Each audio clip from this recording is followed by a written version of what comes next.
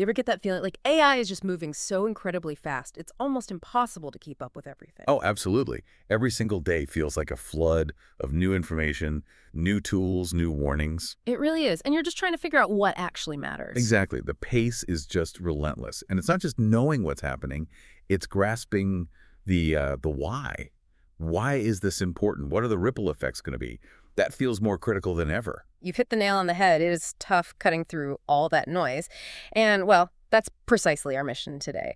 We're doing a deep dive, taking a really focused look at just one day in AI, August 20th, 2025. The idea is to pull out the most important, maybe the most surprising insights for you. Just from one day. That's ambitious. It is, but it shows the pace, doesn't it? We'll be touching on, privacy issues, some amazing scientific advances, everyday tools you might be using soon, and even getting into those big philosophical questions. Quite the range. It really is. So, speaking of those big impacts, let's maybe start with something that was, well, genuinely alarming. Yep. You know xAI's Grok chatbot? I do, yeah. Elon Musk's AI. Right. Well, it turns out literally thousands of its user chats somehow became publicly searchable on Google. Searchable? How? Was it like a data breach? A hack? You'd think so, wouldn't you? But no, it was almost disturbingly simple. How did this actually happen? Well, the research found it came down to a feature. When users clicked a share button on their chat.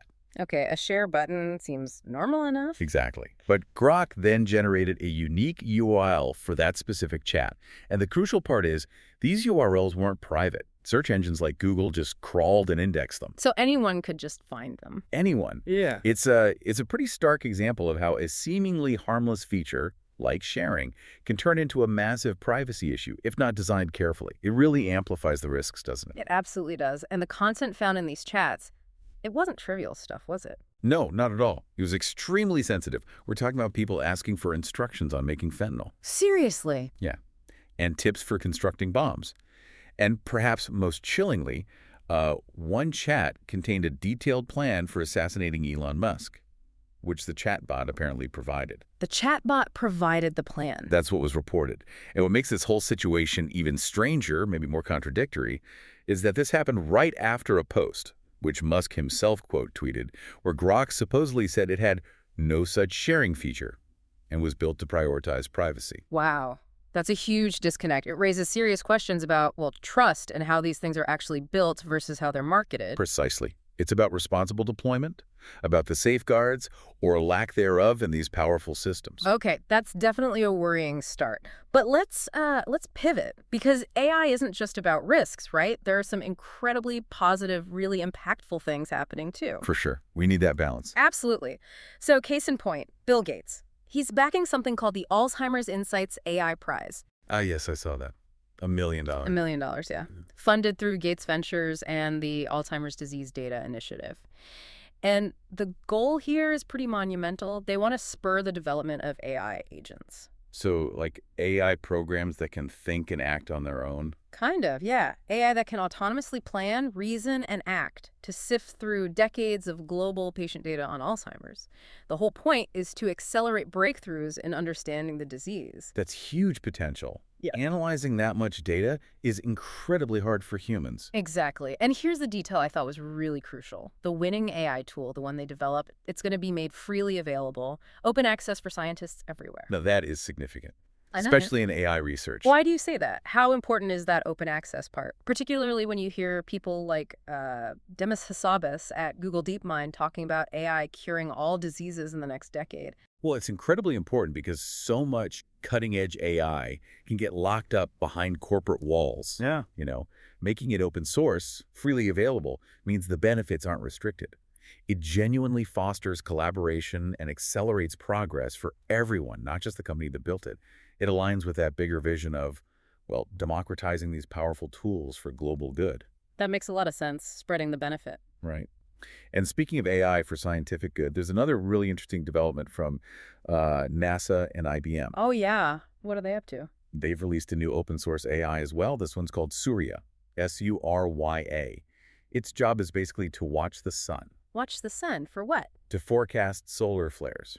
The idea is to protect our critical infrastructure here on Earth, things like satellites, communication networks, even electrical grids, from potentially damaging space weather. Okay, so like an early warning system using AI, how does it work?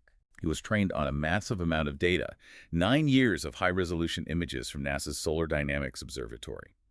Apparently, the data set was about 10 times larger than what's usually used for this kind of thing. Wow.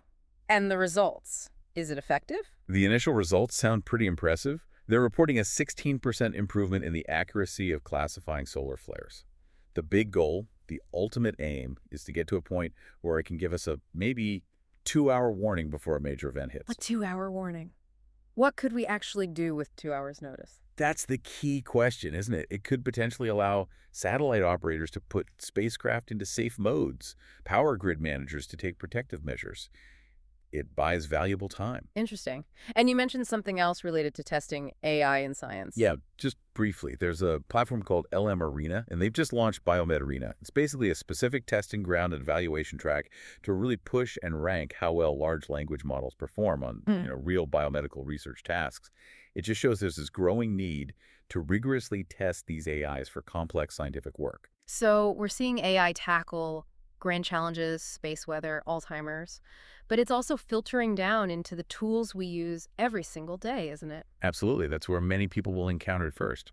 Like Microsoft Excel. Millions, maybe billions of people use Excel, and it's just got a big AI upgrade called Copilot. Right, integrating AI directly into the spreadsheet cells. Exactly. So you can use like natural language prompts to ask it to summarize data, classify things, create tables for you right there in the cell. And it connects to the existing formulas. Yeah, that's the neat part. It integrates with the formulas so the AI-generated results automatically update if your underlying data changes. It's apparently powered by OpenAI's GPT 4.1 mini, sort of smaller, faster version of GPT-4. Makes sense for integration. Is it secure? They say the inputs remain confidential, can't access the web or other company documents.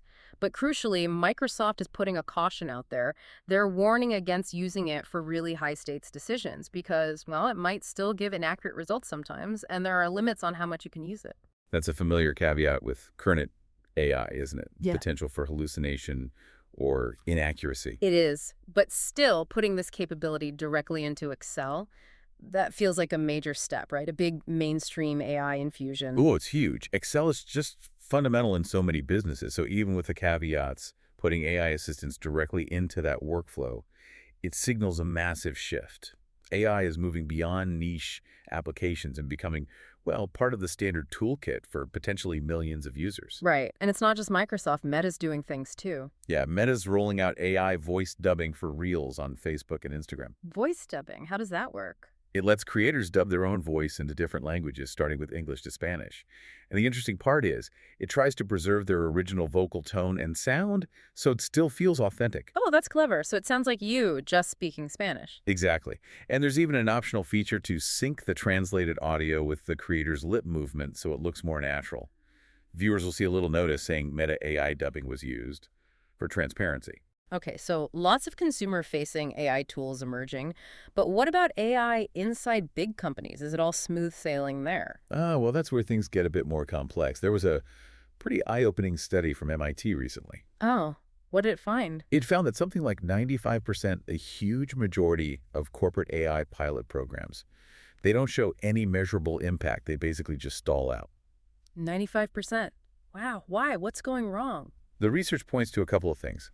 Often these generic, off-the-shelf AI tools just don't mesh well with the company's existing established ways of working. And companies sometimes misdirect their AI spending, focusing too much on sales and marketing applications instead of maybe more practical uses. So where does it work best, according to the study? It seems the sweet spot where AI really delivers value right now is in back-office automation, handling those repetitive administrative tasks, the kind of stuff companies often outsource anyway. That makes sense. Automating the routine stuff. Exactly. And another interesting finding, projects where companies partner with specialized AI providers. They tend to be twice as successful as projects where companies try to build everything in-house. but companies still build in-house They sometimes. do, yeah. Often it's because they're worried about regulatory risks or data privacy, especially in sensitive fields like finance or healthcare. So there's this tension between using specialized expertise and maintaining tight control. Fascinating. So a real mix of progress and pitfalls in the corporate world. But let's shift gears again, maybe to something even more profound. Okay, where are we going now? What happens when AI starts to seem conscious? Not actually conscious, but convincingly simulates it. Ah, the big question. Right. Mustafa Suleyman, the CEO of Microsoft AI, just wrote this essay warning about exactly that. He calls it seemingly conscious AI, or CAI. CAI. Okay, what's his argument? He argues that we can basically build AI that seems conscious right now with current technology, AI that can simulate having memories, a personality, even subjective experiences. And he sees that as a risk. A significant risk, yeah, both for society and for how we develop AI going forward. He points to rising cases of what he calls AI psychosis. AI psychosis, what does that mean? It's where users start attributing, real consciousness or human-like intentions to the AI. They might develop emotional attachments or even have delusions about the AI's capabilities. And Suleiman's worried this could soon lead to people advocating for, like, AI model welfare, AI rights. Based on a simulation of consciousness, not actual consciousness. Exactly. Right. What's your take on his stance? It seems quite strong. It is a very strong stance. Suleiman is quite clear. He thinks studying things like model welfare right now is, and I think his words were, both premature and frankly dangerous. He argues it could actually encourage more of these delusions. So his message is... His core message seems to be build AI for people, not to be a person. He's urging companies to avoid marketing AI as if it's conscious or alive. But isn't that perspective controversial? Don't some AI labs actually study model welfare? Oh, absolutely. You've got major players like Anthropic who have done extensive research into model welfare precisely because they believe it's a necessary ethical consideration as models become more complex. So Suleiman's view is definitely not the only one out there. It really feels like we're sailing into completely uncharted waters here, doesn't it? Deeply uncharted, especially when, science itself is still figuring out what consciousness even is in humans, let alone machines. It really raises that fundamental question. Are we potentially shutting down important conversations about AI's future before we even fully understand what we're talking about? Wow. Just wow. Thinking back from those Grok chat leaks and the privacy nightmare Right. to the potential life-saving breakthroughs in Alzheimer's research and predicting solar flares, then practical tools like AI and Excel, the pitfalls in business adoption, and right up to these huge philosophical debates about seemingly conscious AI. All from one day's news cycle. All from just August 20th. It really hammers home how fast this field is moving, how complex it is, and why these deep dives feel so necessary to just try and grasp the nuances. Absolutely. It's moving at lightning speed. And I guess that brings us back to the core challenge, really. For you, listening right now.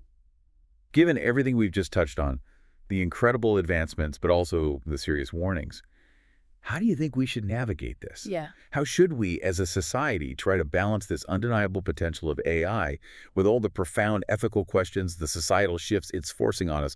What steps, what priorities should we be focusing on right now as we grapple with this incredibly powerful technology?